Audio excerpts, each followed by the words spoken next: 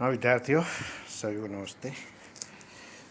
आज हम मानव भूगोल पर चलेंगे। आपके मानव भूगोल में जनसंख्या स्थानांतरण पर हम चर्चा करेंगे। इससे पहले कुछ चीज़ें शेयर करना चाह रहे हैं आपसे। आप अपनी पढ़ाई का ध्यान रखें, बुक्स की व्यवस्था कर लें और जितने हमारे ई कंटेंट में प्रयास चल रहे हैं उनका आप लाभ उठाएं। इन व्याख्यानों का लाभ उठाते रहें। कोई समस्या हो तो आप हमें बता सकते हैं। आज का हमारा टॉपिक है जनसंख्या का स्थानांतरण। देखिए, मानव के स्थानांतरण अथवा प्रवास की प्रक्रिया मानव सभ्यता के इतिहास से जुड़ी हुई है। एक स्थान से दूसरे स्थान पर जाना उसको स्थानांतरण कहा जाता है। स्थानांतरण या प्रवासन, इसके बहुत से कारण होते हैं, इसकी बहुत सी चीज़ें विशेषताएं होती है। इनके बारे में हम आपको बताएंगे। तो स्थानांतरण पर जब चर्चा करते हैं तो मानव में स्थानांतरण की प्रक्रिया मानव सभ्यता के इतिहास से जुड़ी हुई चीज़ है। मानव का गुफाओं से बाहर खुले स्थानों की ओर प्रवास करना ही स्थानांतरण की दिशा में पहला कदम प्रमाणित हुआ है। प्रवास का आशय मानव का अपने निवास से किसी दूसरे स्थान पर जाकर निवास करने से होता है। समय के साथ साथ मानव की गतिशीलता में वृद्धि होती है। ऐसे मानव की संख्या बढ़ने के साथ साथ उसकी दूसरे स्थान पर जाकर बसने की दूरियां भी बढ़ती जाती है। अब मानव प्रवासन या मानव स्थानांतरण की परिभाषा यदि हम देखें तो देखिए, संयुक्त राष्ट्र संघ के बहुभाषीय जनांकीय शब्दकोश ने इसकी परिभाषा दी है। उसके अनुसार प्रवास भौगोलिक गतिशीलता या स्थानिक गतिशीलता का ही एक रूप है जो एक भौगोलिक इकाई से दूसरी इकाई के बीच होता है। इसमें निवास स्थल का परिवर्तन शामिल होता है। मानव अपने मूल स्थान से अन्य स्थान में जाकर बसता है, इसे स्थानांतरण कहा जाता है। अब स्थानांतरण के प्रकारों पर यदि चर्चा की जाए तो देखिए, कई प्रकार से स्थानांतरण के प्रकारों को विभाजित किया जाता है, जिसमें एक है दूरी के आधार पर। दूरी के आधार पर छोटी दूरी का स्थानांतरण और लंबी दूरी का स्थानांतरण। जब स्थानांतरण थोड़ी दूरी के लिए होता है तो उसे छोटी दूरी का स्थानांतरण कहा जाता है, और जब स्थानांतरण लंबी दूरी के प्रवास से जुड़ता है तो उसे लंबी दूरी का स्थानांतरण कहा जाता है। इसी प्रकार क्षेत्र के आधार पर राष्ट्रीय प्रवासन या स्थानांतरण, अंतर्राष्ट्रीय स्थानांतरण और समय के आधार पर भी इसका विभाजन किया जाता है। उद्देश्यों के आधार पर भी किया जाता है, जिसमें आर्थिक प्रवास, सामाजिक प्रवास, धार्मिक प्रवास, राजनीतिक प्रवास, ये अलग अलग प्रकार के प्रवासन बताए गए हैं, स्थानांतरण बताए गए हैं। इसके महत्वपूर्ण प्रकारों पर जब चर्चा करेंगे तो देखिए, क्षेत्र और समय के आधार पर स्थानांतरण को विभाजित किया जाता है। इसमें सबसे पहला होता है अंतर महाद्वीपीय अथवा अंतर महादेशीय प्रवास। विश्व में एक देश से दूसरे देश अथवा एक महाद्वीप से दूसरे महाद्वीप के देशों को प्रवास करना अंतर महाद्वीपीय या अंतर्देशीय प्रवासन कहलाता है। दूसरा है आंतरिक प्रवास, जो हमने आपको बताया, इसमें आप देख सकते हैं। आंतरिक प्रवास 4 प्रकार के होते हैं। अंतर्देशीय प्रवास, समसामयिक या मौसमी प्रवास, ग्रामीण नगरीय प्रवास, कार्य यात्रा प्रवास। इसमें अंतर्देशीय प्रवास पर जब चर्चा करते हैं तो जब किसी देश के एक भाग से दूसरे भाग को लोग काम की तलाश में जाकर बस जाते हैं तो ऐसे प्रवास को अंतर प्रदेशीय या अंतर्देशीय प्रवास कहा जाता है। सामान्यतः कम विकसित क्षेत्रों से लोग विकसित क्षेत्रों की ओर प्रवास करते हैं, और प्रवास या स्थानांतरण का कारण भी कोई विशेष ही होता है। समसामयिक या मौसमी प्रवास, जब प्रवास किसी समय विशेष पर आधारित होता है। जैसे शीतकाल में चरवाहे लोग ऊंचे पहाड़ी भागों से नीचे भागों की तरफ चले जाते हैं, या ग्रीष्मकाल में पुनः पहाड़ी भागों पर आ जाते हैं। ऐसे समसामयिक प्रवास होते हैं जो कुछ समय के लिए किए जाते हैं, कुछ परिस्थितियों के कारण किए जाते हैं। एक होता है ग्रामीण नगरीय प्रवास। ये प्रवास जिसमें लोग रोजगार की तलाश में ग्रामीण क्षेत्र से नगरों की तरफ जाकर बस जाते हैं, ये ग्रामीण और नगरीय प्रवास कहलाता है। दूसरा है कार्य यात्रा प्रवास। जब लोग एक स्थान से दूसरे स्थान को काम करने के लिए या रोज़गार देखने के लिए इधर उधर चले जाते हैं तो इसे कार्य यात्रा प्रवास कहा जाता है। कुछ लोग होते हैं जो रोज़गार के लिए, कार्य के लिए एक स्थान से दूसरे स्थान पर जाते रहते हैं और कई बार अच्छे रोज़गार मिल जाने पर वहाँ लोग स्थायी रूप से चले जाते हैं, बस जाते हैं। इस प्रकार ये स्थानांतरण को विभाजित किया गया है। अब स्थानांतरण को प्रभावित करने वाले कारकों पर हम चर्चा करना चाहेंगे। ऐसे कौन से कारक है जिनके कारण स्थानांतरण प्रभावित होता है। इसमें सबसे महत्वपूर्ण कारण होता है आर्थिक प्रगति का कारण या आर्थिक कारण। आर्थिक कारण से मानव स्थानांतरण करता है। स्थानांतरण का सबसे प्रमुख कारण होता है आर्थिक कारण। रोजगार के साधन, आय के स्रोत जहाँ उसको मिलते हैं, आदमी स्थानांतरण करता रहता है।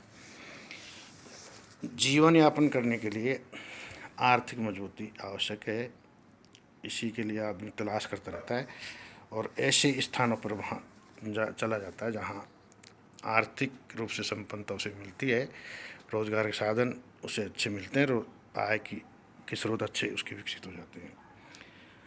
एक है रोज़गार के अवसर। रोज़गार के अवसर जहाँ मिलेंगे निश्चित रूप से वहाँ आदमी जाएगा और एक स्थान से दूसरे स्थान पर स्थानांतरण कर जाते हैं रोज़गार के लिए। एक है शिक्षा और जागरूकता। देखिए, शिक्षा के लिए भी मानव एक स्थान से दूसरे स्थान पर जाता है अच्छी शिक्षा प्राप्त करने के लिए। उच्च शिक्षा, तकनीकी शिक्षा प्राप्ति के लिए आदमी एक स्थान से दूसरे स्थान पर चले जाते हैं। जहाँ सुविधाएं नहीं हैं उन स्थानों से सुविधा युक्त क्षेत्रों में मानव का स्थानांतरण होता रहता है। एक है सुरक्षा और न्याय के आधार पर।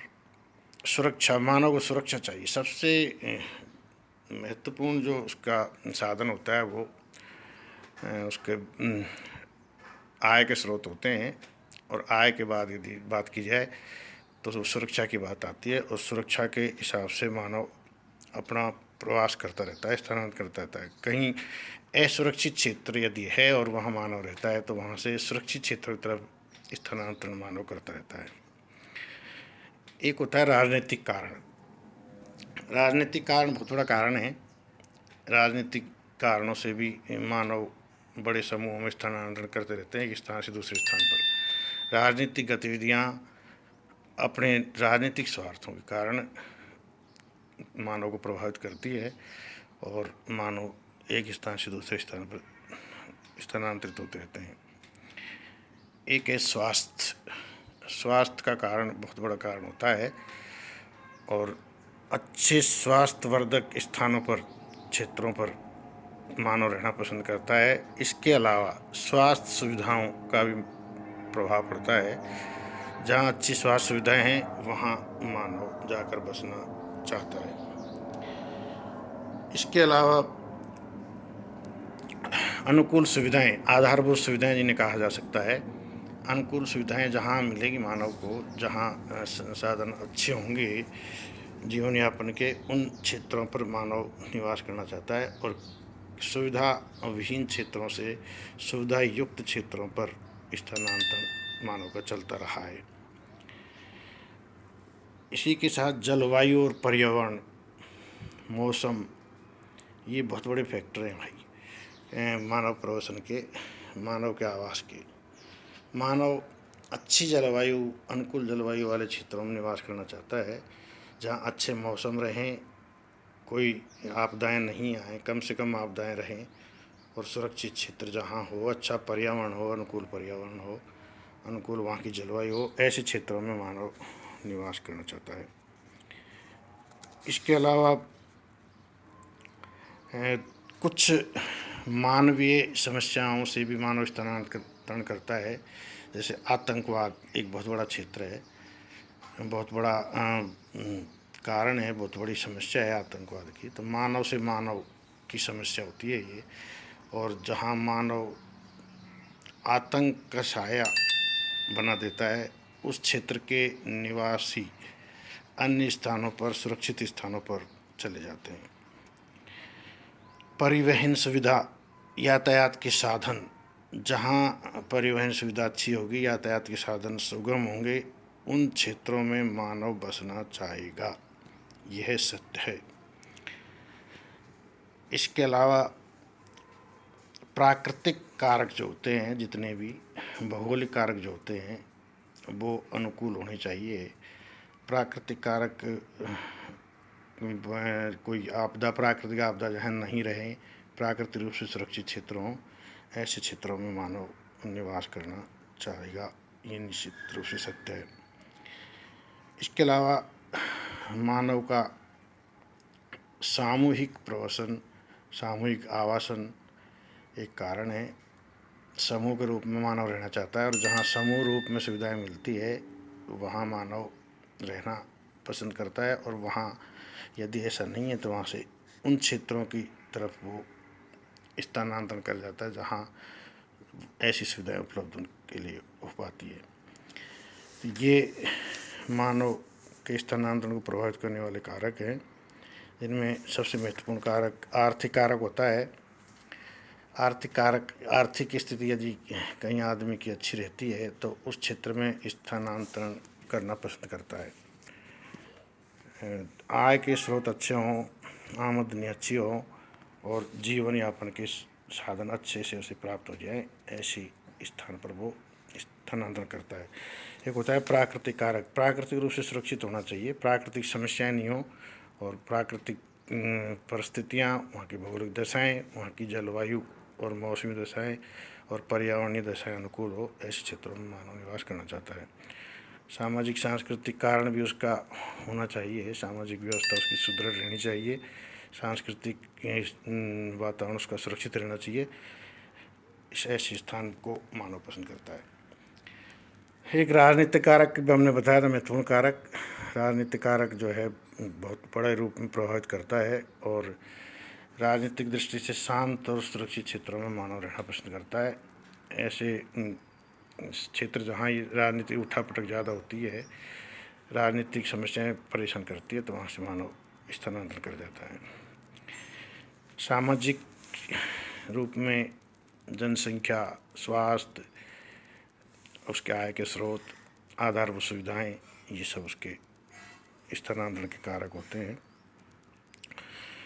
ये ऐसे कारक है जो मानव के स्थानांतरण को प्रभावित करते हैं, और मानव एक स्थान से दूसरे स्थानों पर जाता रहता है। कुछ विशेषताएं होती है प्रवासन की, जैसे अधिकांश प्रवास छोटी छोटी दूरियों पर होते हैं। सामान्यतः स्थानांतरण जो किया जाता है, अंतर्देशीय जो स्थानांतरण होते हैं वो स्थानीय कारणों से होते हैं, और वो सुरक्षित जब तक महसूस नहीं करता मानव, तब तक वो एक स्थान से दूसरे स्थान पर चला जाता है। अंतर्राष्ट्रीय स्थानांतरण रोजगार से जुड़े रहते हैं। सामान्यतः रोजगार, सुख और शांति उनका एक आधार होता है। अंतर्राष्ट्रीय व्यापार पर जब चर्चा करते हैं तो एक व्यक्ति, कुछ व्यक्ति समूहों का राष्ट्र की सीमाओं को पार करके दूसरे स्थान पर चले जाते हैं। ये इसके मानव इतिहास के साथ ही जुड़ी हुई चीज़ें हैं, जो धीरे धीरे समय के साथ बढ़ती चली गई। अगर अंतर्राष्ट्रीय स्थानांतरण की बात करें, देखिए सबसे बड़ा स्थानांतरण बृहद अटलांटिक स्थानांतरण है। अंतर्राष्ट्रीय जनसंख्या स्थानांतरण में यूरोप से उत्तरी अमेरिका को वह स्थानांतरण सबसे बड़ा स्थानांतरण माना जाता है। यूरोप से उत्तरी अमेरिका की तरफ 1490 से 1504 के बीच मध्य अमेरिका के समवर्ती द्वीपों, और 15वीं शताब्दी के अंत में उत्तरी अमेरिका की खोज के बाद यूरोपीय देशों के लोगों ने उत्तरी अमेरिका के पूर्वी तटों की ओर स्थानांतरण प्रारंभ कर दिया था, जो बहुत बड़ा स्थानांतरण था। दूसरा, यूरोप से विश्व के विभिन्न भागों को स्थानांतरण। जैसा कि आपको पता है, यूरोपीय लोगों ने यूरोपीय देशों के निवासियों ने विश्व में चारों तरफ स्थानांतरण किया और शासन स्थापित किए हैं। बहुत से क्षेत्रों में उन्होंने अपना शासन स्थापित किया था। 18वीं शताब्दी के बाद यूरोपीय राष्ट्र और जनसंख्या के स्थानांतरण उत्तरी अमेरिका के अलावा दक्षिणी मध्य अमेरिका, ऑस्ट्रेलिया, न्यूजीलैंड, एशिया, रूस, अफ्रीकी देशों तथा इजराइल के वृहद स्तर पर हुआ था।